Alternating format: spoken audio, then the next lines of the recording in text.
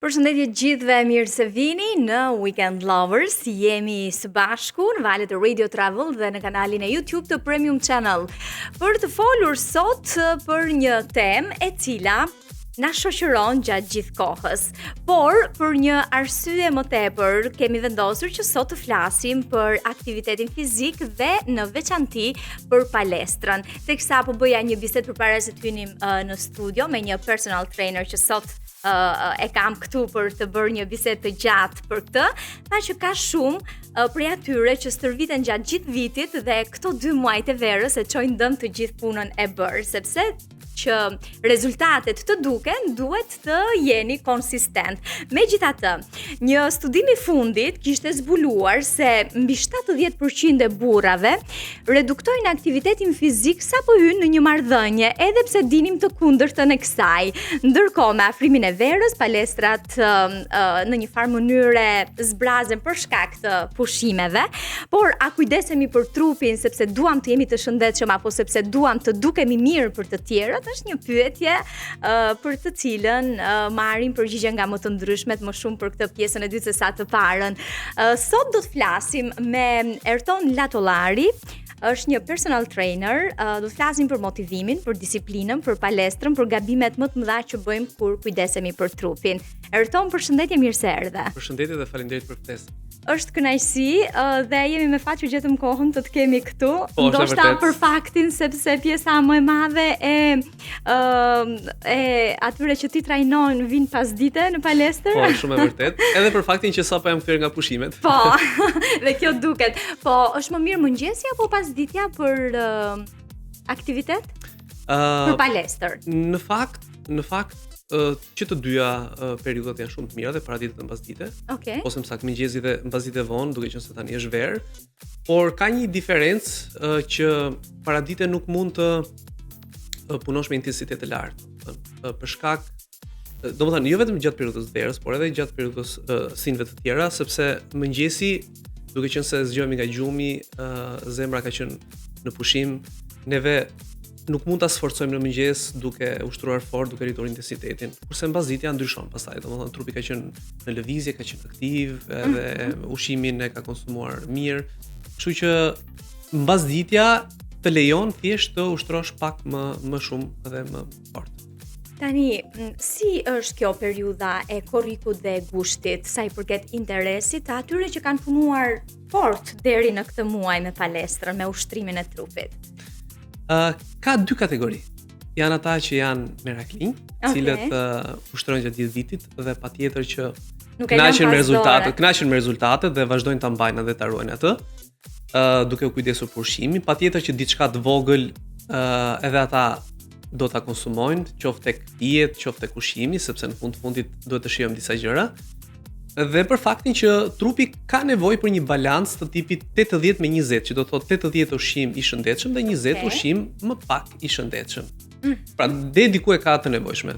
Është e kategoria tjetër, pastaj që në momentin që shkëputet edhe shkon në pushime, çfarë i del përpara nuk e toleron. Okej. Dhe kjo nuk do të ndodhë. Kjo kategoria rikthehet në gusht për shembull sërish për tu trajnuar apo jo? E bën pushim dhe gushtin. E bën pushim dhe gushtin, me thënë drejtën. Dhe kjo ndikon në hedhjen poshtë të gjithë asaj pune? Nuk është se do ta hedhi poshtë të gjithë punën, por do marrë disa kilogram. Edhe në një farë forme vinë të penduar në thonjza, sepse e ndjejnë që kanë mëkatuar. Por deri diku edhe mund të justifikohet. Por për mendimin tim nuk është thjesht çështje estetike, domethënë ajo është çështje shëndetit. Në momentin që ti konsumon për një periudhë, 1 mujore apo 2 mujore, ushqime të pakontrolluara, është problem. Trupi e fut në stres, ai e përjeton jo mirë, edhe fillojnë pastaj krijojnë edhe problematika, qoftë tek pesha, qoftë tek rezistenca, po qoftë edhe tek frymarrja, domethënë janë një sër komponente që ndikojnë tek kjo pjesë. Tani, korriku dhe gushti njën si muajt më të nxehtë të vitit me temperatura të larta, ku duhet bërë më shumë kujdes? Tek konsumimi i lëngjeve, i ujit më tepër se sa çdo gjë tjetër, tek ushqimi çfarë, fruta, perime? Zakonisht kur fillojmë afrohemi pra tek periudha e verës, përpiqem që t'u jap ato këshillat e para klientëve, por në këtë rast le të japim disa këshilla të mira edhe për ata që na dëgjojnë, sepse janë shumë të vlefshme për të gjithë. Dhe kur bëhet fjalë për shëndetin, këto këshilla janë realisht të arta. E para, fillojmë me ujin. Uji është në 2 kategori, do ta ndaj në 2 kategori. Kategoria e parë është uji i zakonshëm që ne pim, pra duhet të hidratohemi jo vetëm kur shkojmë në palestër, por gjatë gjithë ditës për shkak të temperaturave të larta. Dhe kategoria e dytë është uji me elektrolite. Të cilën njerëzit e anashkalojnë, një pjesë nuk e dinë, një pjesë e dinë, por kujtojnë se është thjesht një diçka që është kotë. Por në fakt është shumë e rëndësishme, sidomos për ata që merren me aktivitet fizik dhe sportistët patjetër. Uji me elektrolite mund ta gjesh përbërësat në farmaci ose mund ta përgatitësh edhe në shtëpi. Unë personalisht jam për përgatitjen në shtëpi sepse ku ka gjë më të mirë se ta bësh me dorën tënde. Madje mund ta japim edhe recetën, nuk është një recetë e vështirë. Uji duhet të marrim si zakonisht. Duhet të hedhim një lugë mjalt, pra uji duhet të jetë në një shishe të paktën 1 litër. Duhet të hedhim një lugë mjalt, më pas një maj luge krip Himalaje, dhe një gjysmë kokë limon që duhet ta shtrytim. I përzihen dhe ata e bin pastaj gjatë ditës. Kjo në një farë forme zëvendëson shumë minerale që trupi humbet, sidomos gjatë verës. Por përgjithsisht kur djersitet, po. Kur djersitet. Kjo ishte për sa i përket ujit. Hidratimi është shumë i rëndësishëm. Jashtëzakonisht i rëndësishëm. Pastaj kalojmë tek pjesa tjetër që duhet të zgjedhin orarin e duhur për të shkuar në palestër. Tani preferohet orari i mëngjesit dhe orari mbasdites vonë. Po flasim gjithmonë për orët që ka kaluar ai piku i vapës, sepse në një farë forme trupi në thonjza stresohet kur ti punon në kushte jo të përshtatshme, pra kur ti stërvitesh në kushte jo të përshtatshme. Kështu që këto janë 2 oraret që janë më të mira për periudhën e verës. Pastaj vijnë tek veshjet. Veshja duhet të jetë e lirshme, duhet të jetë e lehtë, pra të mos jenë ato veshjet e ngushta që zakonisht edhe djem, por edhe vajzat i përdorin, sepse temperaturat e larta bëjnë që trupi të fillojë dhe të ndjejë të rrisi temperaturën e vet. Kështu që prandaj preferohen këto veshjet e pambukut dhe sa më të lirshme. Okej. Një pjesë tjetër e rëndësishme në periudhën e verës është edhe intensiteti, atë që folëm pak më përpara.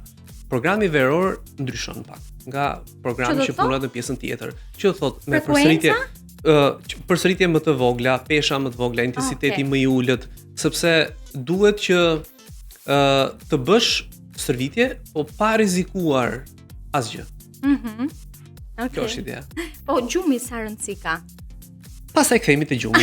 Gjumi është një nga elementet më të rëndësishëm për të gjithë. Sepse kam folur dhe me mjeke estetiste dhe më kanë thënë që çfarë do lloj nate që reflekton një gjumë të keq, ajo reflektohet në fytyrë në çdo ind të saj, kështu që pa diskutim që edhe në formën fizike. Po, është shumë e vërtetë. Gjumin e quajmë është karikuesi i cili ne na jep energjinë për të përballuar ditën. Pra gjumi është i pazëvendësueshëm për askënd. Domthonë ka persona që thonë ne flim 3 orë, 4 orë, 5 orë, jashtëzakonisht e gabuar. Domthonë është njësoj si celulari kur ne e karikojmë. Domthonë nëse ne se karikojmë, ai do fiket. Nëse ne e karikojmë plotësisht, atëherë ne kemi mundësi që ta përdorim. Kështu që e njëjta gjë është edhe me gjumin. Gjumi është jashtëzakonisht i rëndësishëm.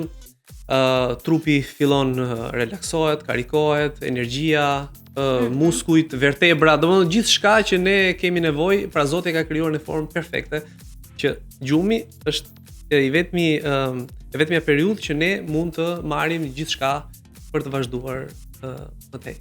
Tani, i rikthehemi pak atij studimit për cilin folëm në hapje të kësaj interviste.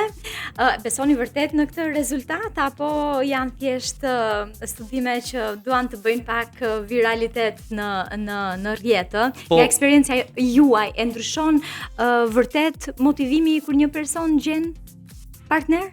Të jemi sinqert, kur e diskutuam, gjën e parë që mendova, thash kjo është thjesht për të bërë pak zhurmë. Sepse nga eksperjenca, flasim, e klientëve ose e klienteve, është që kur ka një njohje të re, ti përpiqesh që të japësh më të mirën tënde. Atëherë gjen kohën për çdo gjë. Po, patjetër, kështu që edhe fakti që ti thua që shiko unë po shkoj në palestër është një vlerë më shumë, edhe shikoj si një formë disipline.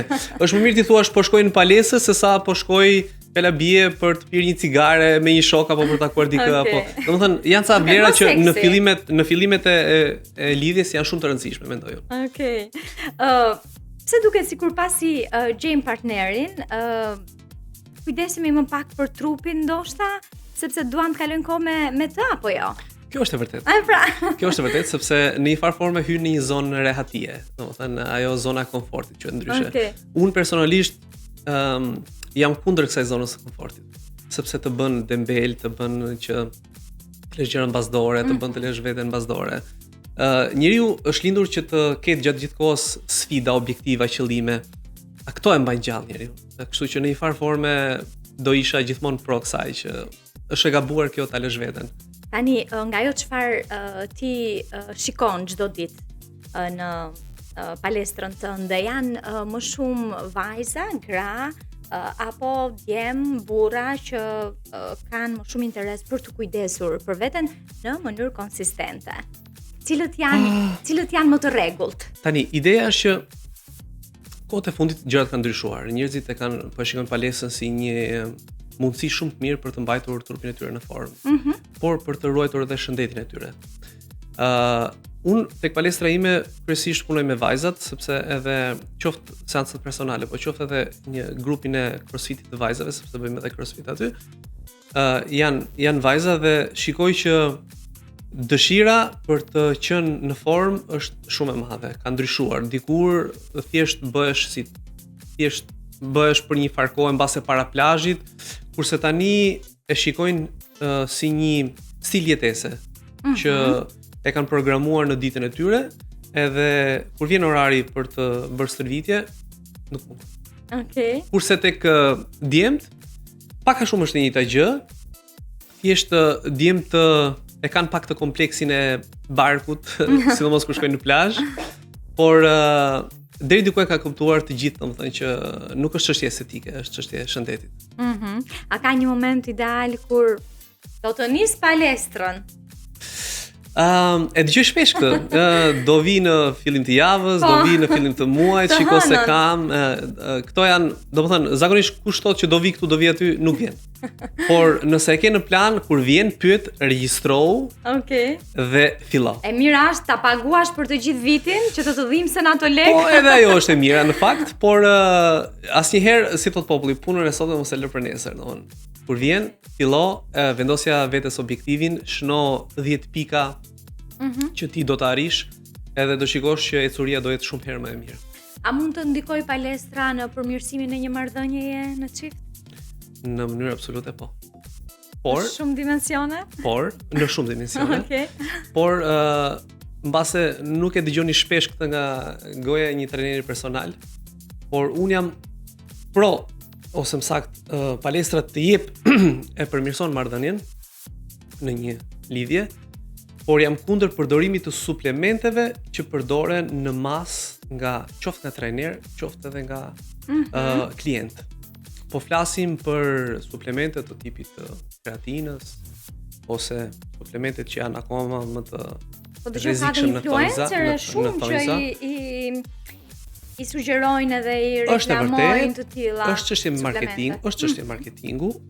Përpara shumë vitesh kur nuk ekzistonte kreatina, si kanë për njerëzit. Kjo është pyetja që mund të lindje para, dyta, përpara se të përdorësh një suplement, formohu, lexo, kupto se çfarë të mirë dhe të këqija ka, sepse duhet të shikosh të dy anët e medaljes. Dhe pastaj mund të bindesh që ta përdorësh qoftë tek vetja, po qoftë edhe tek klientët. Okay. Unë personalisht si Erton jam kundër. Okej. Do doja një këshill për një çift që secili bën palestër në mënyrë të vazhdueshme. Është e sugjerueshme që të vinë në të njëjtin vend të stërviten apo jo? Ka shumë të tilla apo jo? Kjo varet nga marrëdhënia në fakt që ka vetë çifti. Nëse ata preferojnë që të bëjnë stërvitje me njëri tjetrin, është gjë perfekte, mendoj unë, sepse stimulojnë njëri tjetrin, janë aty bashkë dhe është perfekte. Pastaj kur ka kërkesa të tipit shko ti pasaj unë, ndryshe këtu ka diçka që nuk shkon. Drejtën. Por ideale është që të stërviten bashkë. Okej, mirë, shumë mirë. Tani do doja të ndalesha pak tek natyra. Sa rëndësi ka kombinimi i palestrës, i ushtrimit të fizikut me natyrën? Dhe a e praktikoni ju një gjë të tillë? Shiko, ka diçka. Palestra është një stërvitje që ti e kryen brenda një ambienti të caktuar. Ku pavarësisht higjienës që mund të mbahet, prap është trupi ose më saktë muskujt kanë nevojë për oksigjen të pastër. Dhe ku e gjejmë ne? E gjejmë në natyrë gjithmonë. Kështu që nëse gjatë javës bën 3 apo 4 herë në javë stërvitjen palestër, fundjavën kushtoja natyrës. Kjo është gjëja më perfekte, në mënyrë që edhe të pastrosh muskujt, por edhe të dalësh, sepse dalja ecje në natyrë është terapia më e mirë, sidomos edhe për personat të cilët kanë probleme si stresin, anktin, depresionin, që është jashtëzakonisht e rëndësishme. Po, patjetër. Dhe kur kombinohet stërvitja bashkë me natyrën, është ilaçi më perfekt, domethënë nuk ka ilaçe në botë që japin këtë efekt që japin këto të dyja. Okej. A ka një moshë ideale për të nisur palestrën Erton? Moshë ideale. Kohët e fundit shikojmë adoleshentë që janë goxha të interesuar. Dhe me thënë drejtën është një moshë e mirë për të filluar. Kuptohet gjithmonë me pesha të reduktuara, me intensitet më të reduktuar, sepse kërkohet. Pra, jo, mund të fillojë 14-15. Mund të fillojë 14-15, domethënë. Pra thash duhet një program pak më i detajuar, sepse ata kanë nevojë për pak më shumë kujdes te kjo pjesë, që të mos forcohen, mos krijojnë dëmtime etj. Edhe pse adoleshentët nëpërmjet rrjeteve sociale kanë filluar tani krijojnë edhe ato mitet e veta që ndjekin dhe duan rezultate shumë të shpejta, gjë që është jashtëzakonisht e gabuar. Dhe kur kërkon rezultate të shpejta, ti do shkosh drejt përdorimit të suplementeve që folëm pak më sipër. Ato suplemente të japin rezultate, që ti jemi të realist, por ka ana tjetër mund të krijojnë dëme të cilat mund të jenë pa llogaritshme. Po, është një fenomen në rrjetet sociale, Gym Bro, nëse e ke dëgjuar? Po. Që në fakt është një shtys për të rinj që duan të merren me fitness, apo sjell rreziqe krahas efekteve pozitive që mund të ketë ushtrimi i trupit. Patjetër që sjell, sepse të ndjekësh modelet para adoleshentë, mos e shumë ti që shikojnë video të tilla. Modele unë do t'i këshilloj që të mos i ndjekin modele të tilla, sepse ato kanë një qëllim të caktuar. Domethënë ai ka shkuar deri aty nëpërmjet një stafi që ka nga mbrapa, pra nuk është se është një individ i vetëm. Dhe ky staf mbështetet nga kompani shumë të fuqishme, të cilat janë nga mbrapa, edhe që sponsorizojnë, që dhe ai në një farë forme fillon pasaj bën reklamën. Dhe kështu krijohet një zinxhir i plot. Por ajo që mua më vjen një obsesion. Po, patjetër, në mënyrë pa diskutueshme. Unë kam pasur raste për shembull para disa vitesh ka ardhur një zonjë tek palestra ku unë punoja, në një palestër tjetër. Ka ardhur duke qarë me një kuti proteine në dorë, edhe më tha pse ja keni shitur djalit tim këtë kutinë, ndërkohë që ne në fakt nuk shisim proteinë aty dhe ja kam shpjeguar zonjës që nuk e kemi shitur ne. Dhe po që thash, po pse e ke marrë me kështu, sepse kam dëgjuar tha që këto të marrin dhe jetën, këto janë shumë të dëmshme. Pavarësisht se proteinat nuk janë aq shumë të dëmshme, domethënë proteina plur, pra kur bëhet fjalë pastaj për më tej, ai është problem. Duke ja shpjeguar, por ai kishte edhe një moshë shumë të vogël. Dhe atij ja kishte këshilluar dikush që nuk merresh me palestër, as nuk ishte eksperti i fushës, dhe ai kishte vajtur e kishte gjetur lekët e kishte blerë dhe po e përdorte. Dhe në këto raste duhet pasur shumë kujdes, sepse nuk mund të përdorësh një suplement që e para punës ty nuk të jep një profesionist. Dhe e dyta punës kur ti ke një moshë të vogël. Sepse nëpërmjet ushqimit ti mund t'i marrësh ato vlera, qoftë proteinës, qoftë fibrave, qoftë karbohidrateve të gjitha. Po për këto dietat ekstreme që përdorim përpara ushqimeve në vend të palestrës duan të ndjekin disa dieta që edhe këto janë bërë shumë virale në rrjetet sociale, por përveç dietave edhe gjilpërat shumë të përfolura sa i përket uljes së peshës. Trupi është Zoti ka krijuar njeriu në perfeksion. Flasim realitetin dhe trupi është shumë inteligjent. Çdo organ punon për tjetrin. Çdo organ punon për tjetrin dhe ata punojnë 24 orë, domethënë.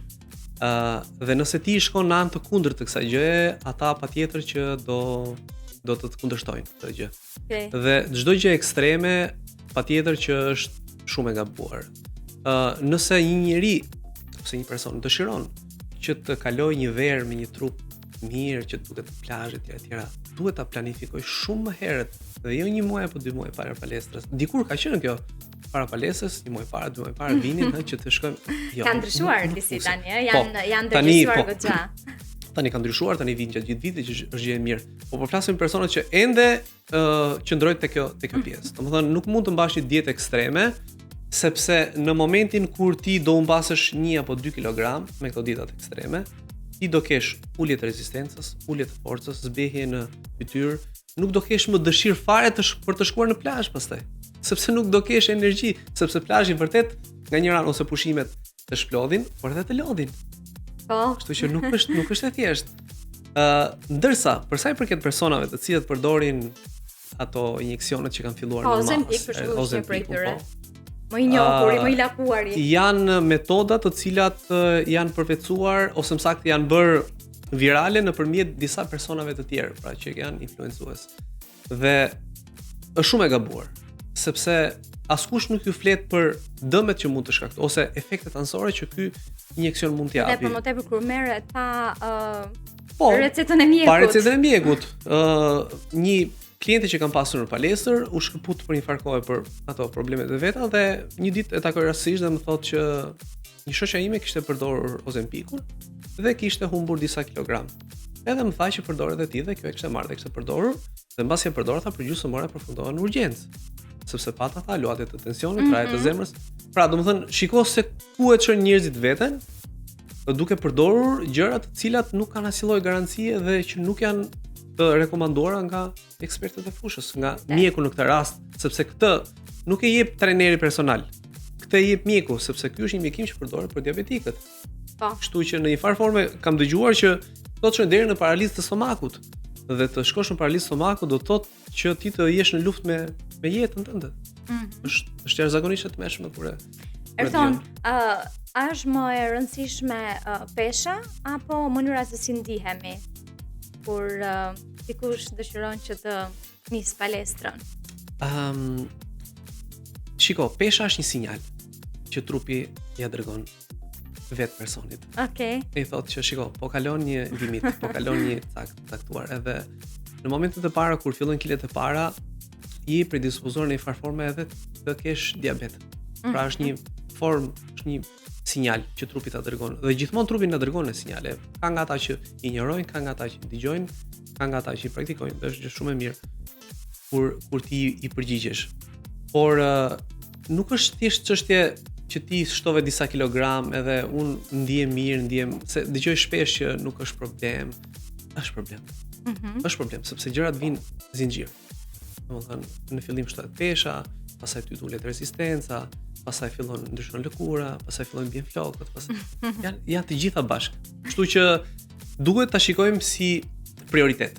Jo thjesht një gjë kalimtare. Ti e the edhe vetë pak më parë që është rritur ndërgjegjësimi sa i përket palestrës edhe ushtrimit të trupit, nuk vin më një muaj përpara pushimeve.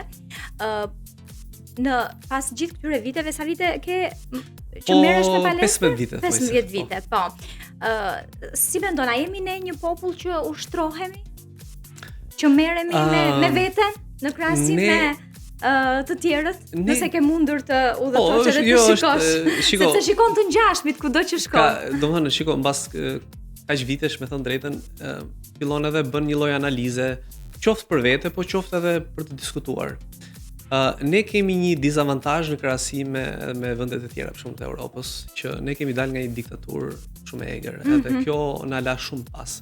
Domethënë njerëzit nuk e shikonin më, jo nuk e shikonin më, po nuk ishte në prioritetet e tyre të bësh aktivitet fizik. Dikur ka qenë të punojmë, të ham bukë etj. Pra ne përdorim ende termin shkojmë të ham bukë, ndërkohë që buka në vetvete është sheqer.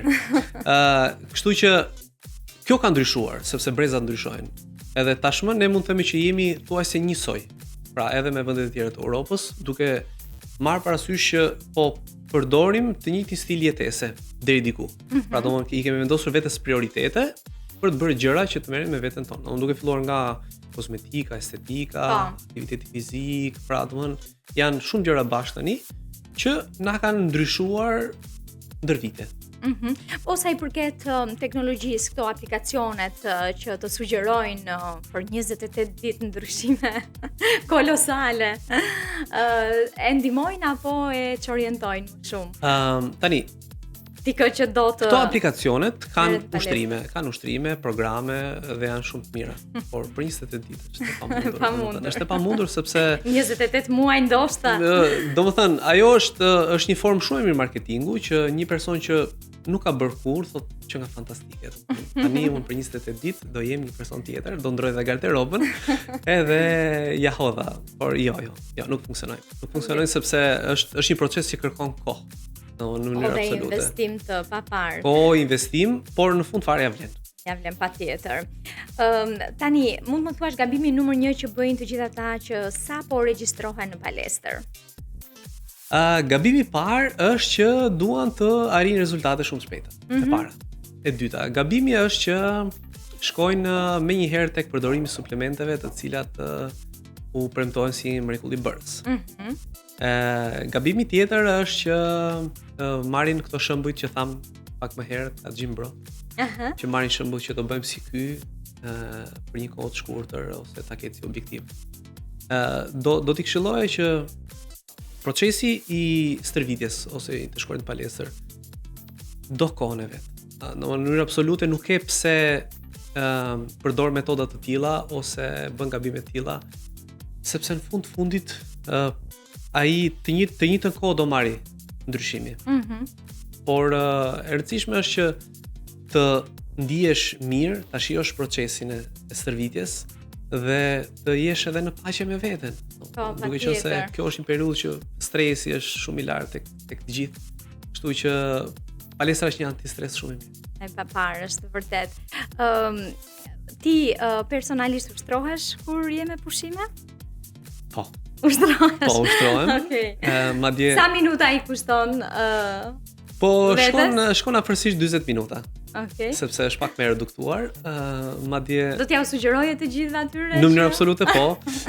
Unë kam një rutinë zakonisht kur ikëm me pushime që bëj vrapin e mëngjesit. Vrap i lehtë kuptohet, sepse është gjë shumë e bukur të ngrihesh herët në mëngjes kur je në plazh në atë qetësinë me atë zhurmën në valët e detit. Dhe pastaj mbas dite bëj ushtrimet e forcës. Kryesisht e bëj në balkon stërvitjen, edhe qëllon njerëzit që kalojnë edhe më shikojnë të çuditshëm. Por jam mësuar dhe nuk e kam problem. Por gjë shumë, domethënë është fantastike si gjë, si metodë, kështu që unë përgjithsisht ju them dhe klientëve, bëni të paktën vrap. Okej, se nuk po them që të marrësh me vete gira, po të paktën vrapin, domethënë se është jo, për ata që zgjedhin rezortet e Rivierës Turke për shembull në Antalya i kanë të gjitha. Kanë edhe palestra aty po. Kështu që janë në rregull, por për ata që do t'i kalojnë pushimet në Shqipëri, besoj po, është një gjë shumë e mirë. Do të mund ta gjejnë mënyrën. Patjetër, kush do e gjen mënyrën, absolutisht. Tani, për ta mbyllur, çfarë do t'ju këshilloja atyre që kanë vendosur këtë muaj ta bëjnë pushim, këtë verë ta bëjnë pushim, kur të rikthehen fuqishëm në palestër? Tani, duhet bëjnë kujdes me alkoolin. Okej. Nuk do i tolerosh pijet me gaz. Tani tham që mund të përdorin diçka, por unë do të thënë edhe unë kur jam në pushime, ndonjëherë them se pastaj them jo. Nuk është thjesht çështja e ndonjë kilogrami që mund të marrësh, por është çështja e asaj që ti i jep trupit, i fut trupit. Kështu që alkooli 1, pijet me gaz 2, ëmbëlsira 3. Edhe ato pushimet e skuqura me shumë vaj. Po është verë, Erton, është verë, janë pushime, është det. Por shiko, se njerëzit ndonjëherë e keq kuptojnë këtë faktin e të ushqyerit mirë me faktin që nuk duhet të hanë. Jo, nuk është se duhet të hanë. Shiko, mund të marrësh një koktejl për shembull. Po. Me pak alkool. Ose mund të marrësh një lëng portokalli të shtrydhur ose mix. Mund të ushqesh me ushqime të cilat janë të shëndetshme. Kështu që alternativa do të është mundësia alternativa pafund. Okej. Po lexoja dje që 3 ditë në mal të reduktojnë stresin me 80%. Do të ishte edhe kjo një këshill shumë e mirë për ata që në mënyrë absolute po. Kanë kaluar një periudhë të ngarkuar. Unë kur mundem e praktikoj hiking, edhe është një gjë fantastike sepse mali ose më saktë kur ti ngjitesh në një lartësi të caktuar përveç atij ajrit të pastër dhe qetësisë, ti shef edhe botën. Edhe është një ndjesi shumë e bukur, domethënë, jesh në mes natyrës Natyra e ka krijuar, domosdoshmë Zoti e ka krijuar natyrën. Dhe sidomos në këtë Shqipërinë tonë. Po, Ka absolutisht. plot alternativa. Erton, unë të falenderoj shumë që ishe në studio. Kënaqësi. Të uroj suksese, punë të mbar edhe Faleminderit. uroj që të mos dezertojnë shumë klientët që Shpresojmë. keni bërë Shpresojmë. punë me ta. Faleminderit. Faleminderit. Okej, keni kujdes, koktejlet me pak alkool, keni kujdes pijet në gaz, brumrat me ushqimet e skuqura, këto ishin këshillat që na dha Ertoni, një trajner palestre shumë strikt që nuk përdor suplemente, por beson tek puna e mirëfillt dhe konsistente e secilit prej atyre që kanë vendosur të mbajnë trupin në formë. Ne do të bëjmë një shkputje muzikore dhe do të rikthehemi sërish në studio.